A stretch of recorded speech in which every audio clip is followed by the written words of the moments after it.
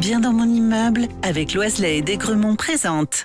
Sud Radio, les incontournables de la copropriété, Thomas Binet. Et nous sommes avec notre consultant Philippe Loiselet, patron de Loiselet Desgremont, qui nous informe tous les vendredis soirs sur tous les sujets liés à la copropriété et plus précisément aujourd'hui sur l'installation de défibrillateurs cardiaques dans les parties communes d'un immeuble.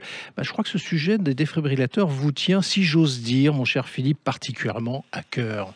Effectivement, j'ai commencé à m'intéresser à cette question il y a une douzaine d'années lorsque j'ai pris conscience du début de l'installation à grande échelle de ces appareils dans les lieux publics, les centres commerciaux, mairies, salles de sport, alors que plus de 80% des accidents cardiaques ont lieu à domicile et que les appareils sont rarement accessibles en dehors des heures ouvrables. Installer les appareils dans les halls d'immeubles me semblait une solution utile à tous. C'est ce qui m'a conduit à créer l'association Les Défibrillateurs, qui agit pour la pose de ces appareils dans les immeubles. Mais alors en quoi les défibrillateurs dans une copropriété peuvent-ils être importants ? Quel que soit le lieu où il est installé, un défibrillateur cardiaque automatisé externe, un DAE, est un outil qui peut être utile à tous. Les arrêts cardiaques peuvent survenir à tout moment et il faut savoir que les chances de survie diminuent de 7 à 10% chaque minute qui passe sans intervention. Dans ce contexte, la présence d'un défibrillateur accessible rapidement peut faire toute la différence et permet d'agir en cas d'urgence avant même l'arrivée des secours. Alors justement, Philippe, est-ce que tout le monde peut utiliser un défibrillateur ? Est-ce compliqué à manier d'ailleurs ? Non, et la loi prévoit que tout le monde peut utiliser un défibrillateur, même sans aucune formation préalable. D'accord. Les défibrillateurs sont conçus pour être simples et intuitifs. Ils sont dotés d'un système vocal qui guide l'utilisateur étape par étape, de l'allumage à l'application des électrodes. Et c'est l'appareil qui décide automatiquement et seul s'il doit délivrer un choc ou pas. Le défibrillateur ne se déclenchera que s'il détecte un arrêt cardiaque avéré. Il n'y a donc aucun risque de mauvaise manipulation. C'est cette sécurité et cette simplicité qui en font un équipement accessible à tous, même en situation de stress. Mais il est toutefois recommandé de sensibiliser les résidents à l'emplacement et à l'utilisation de l'appareil pour que chacun se sente à l'aise en cas d'urgence. Notons aussi que les appareils peuvent désormais être connectés, ce qui augmente encore leur efficacité. Alors il y a un coût forcément, ce qui n'a pas de prix. Il y a un coût, comme on dit. Est-ce que c'est un investissement accessible pour une copropriété ? En fonction de ses fonctionnalités, le prix d'un appareil standard se situe entre 1 000 et 2 000 euros. Pour une trentaine de logements, ça représente une dépense d'environ 30 à 50 euros par personne.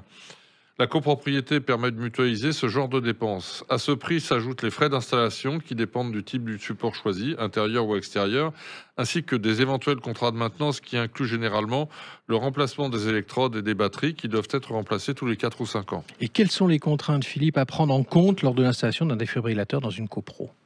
Tout d'abord, l'emplacement. Oui. Il faut choisir un lieu facilement accessible à tous les résidents. Un hall d'entrée ou un couloir central peuvent être une bonne option. Si le défibrillateur est installé à l'extérieur, il faut prévoir une protection contre les intempéries, mais aussi contre le vol ou les actes de vandalisme. Il existe des boîtiers sécurisés avec alarme et caméra qui découragent ces types de comportements. Il faut également prévoir une maintenance régulière pour que le défibrillateur soit toujours fonctionnel. Cela inclut la vérification des batteries et des électrodes ainsi que la conformité aux normes en vigueur. Il est recommandé de mettre en place un responsable désigné au sein du conseil syndical et de confier la maintenance à un prestataire spécialisé. Il est également important de sensibiliser les résidents à la présence et à l'utilisation du défibrillateur. Bien que son utilisation soit simple, certaines personnes peuvent être réticentes à l'utiliser en cas d'urgence. Organiser une réunion d'information ou une démonstration de l'appareil peut lever ces craintes. Et est-ce que la législation impose l'installation de défibrillateurs dans les copropriétés ? Non.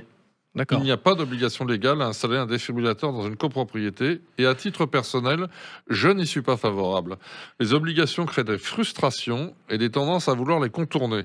Une incitation serait grandement préférable. Les gens préfèrent bénéficier d'un avantage que de se conformer à une obligation. Et quelle est votre conclusion sur le sujet, Philippe ? Eh bien, je dirais que l'installation d'un défibrillateur est un acte de prévention qui peut vraiment sauver des vies. Bien qu'il représente un investissement initial, les bénéfices en termes de sécurité et de tranquillité d'esprit pour les résidents sont inestimables. Mais pour conclure vraiment, je tiens, moi, à remercier les médecins qui m'ont apporté leur aide et leurs précieux conseils dans cette action, à savoir Emmanuel Jacchetti, Xavier Jouven, Alain Combe et Paul Dardel, ainsi que la société Sérénis. Merci à eux et surtout merci à vous, Philippe. On vous retrouve vendredi prochain pour un autre numéro d'Osez Investir, les incontournables de la copropriété.